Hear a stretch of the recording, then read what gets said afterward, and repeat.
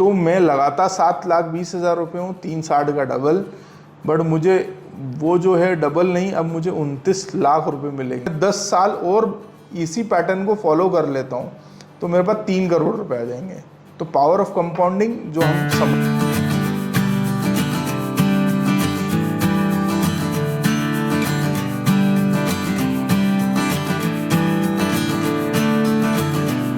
नमस्कार, मैं अमनदीप सिंह सासन आप सबका स्वागत करता हूं मेरे YouTube channel Pratyush FM services में। हम जो सीरीज़ या कोर्स चला रहे हैं SIP म्यूचुअल फंड बिगिनर्स के लिए टू अटेन फाइनेंशियल फ्रीडम, आज हम उसके जो है चौथे चैप्टर पे आए हैं, जहां पे हम डिस्कस करने वाले हैं कि how to select a mutual fund और पावर ऑफ कंपाउंडिंग क्या होता है, और पावर ऑफ कंपाउंडिंग की पावर को समझने की हम कोशिश करेंगे। तो मैं बात करता हूँ how to select a mutual fund. तो ये मैंने ऑलरेडी एक वीडियो बनाया हुआ है, लिंक डिस्क्रिप्शन पे आपको दिख जाएगा, तो वहाँ पे भी जाके आपको इन डेप्थ आप देख सकते हैं। बट मैं जैसे हमने कैटेगराइजेशन की बात की थी तो फिर भी मैं थोड़ी बात कर लेता हूँ इस पर।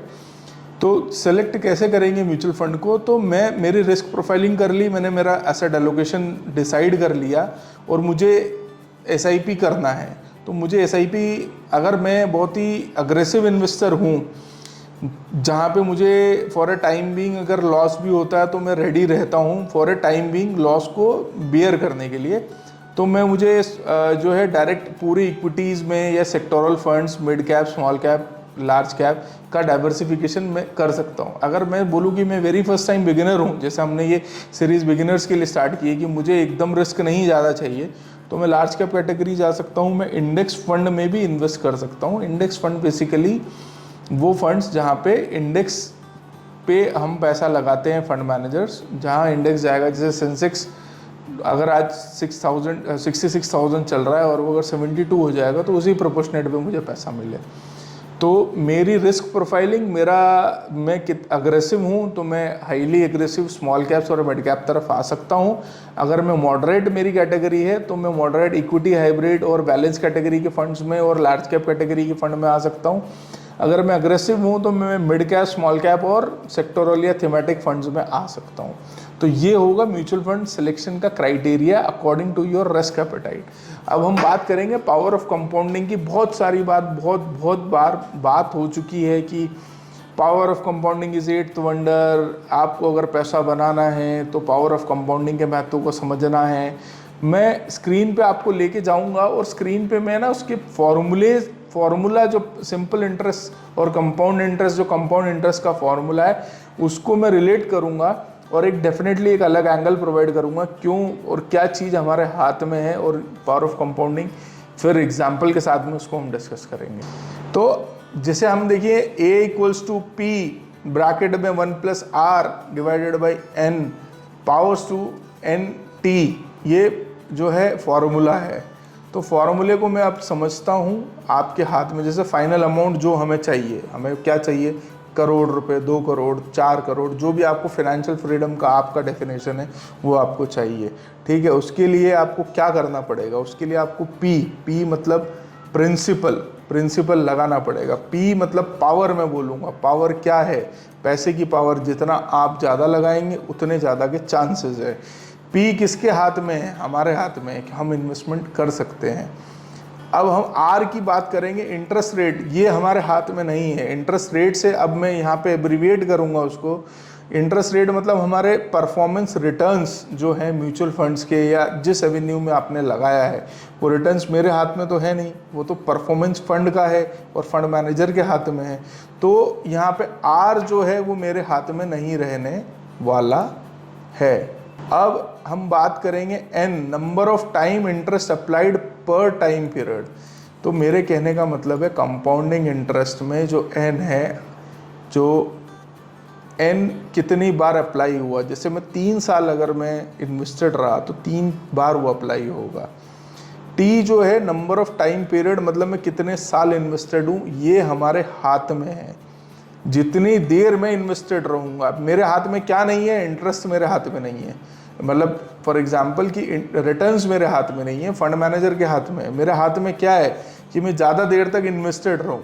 तो सब कोई बोलते हैं कि इक्विटी में ज़्यादा देर तक इन्वेस्टेड रहना मतलब ज़्यादा देर तक पावर, और पावर क्या, पावर पैसे की, पैसा जो आपने लगाया है। अब हम इसको कैलकुलेशन से समझते हैं। कैलकुलेशन सिंपल सा है। अब यहाँ पे आपको म्यूचुअल फंड सही है .com का मैंने कैलकुलेटर लिया है, मेरी वेबसाइट का नहीं लिया या किसी की वेबसाइट का नहीं लिया। SIP कैलकुलेटर फॉर एग्जांपल 5,000 रुपया महीने सेव करना बहुत ज़्यादा होता है। मैं एक काम करता हूँ, मैं 3,000 रुपये कर लेता हूँ, उसको मंथली का सेविंग एक में डाल लेता हूँ। अब एक्सपेक्टेड रेट ऑफ रिटर्न, मैंने इन्फ्लेशन एडजस्टेड रिटर्न की बात करूँगा तो मैंने 12% समझ लिया कि 12% मुझे, मैं मिड और स्मॉल में रहूँगा और मुझे 12% मिलना चाहिए। मैंने 5% का जो इन्फ्लेशन काट लिया।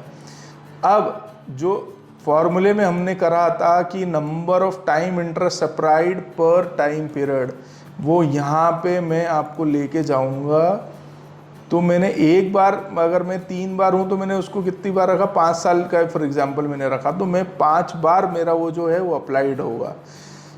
अब मुझे कितना मिलने वाला है, मैंने इन्वेस्ट किया 1.8 लाख और मुझे मिलेगा 2.45 लाख। SIP अमाउंट मेरा वही है। अब मैं यहाँ पे बात करता हूँ कि मैंने उसको जो अप्लाई है वो मैंने अब यहाँ पे 10 साल कर दिया। तो 10 साल में मैं 1.8 का डबल 3.6 लगाऊंगा, बट मुझे 6.9 मिलेगा। वहाँ पे मुझे कितना मिल रहा था 2.4, अब मुझे कितना मिल रहा है 6.9।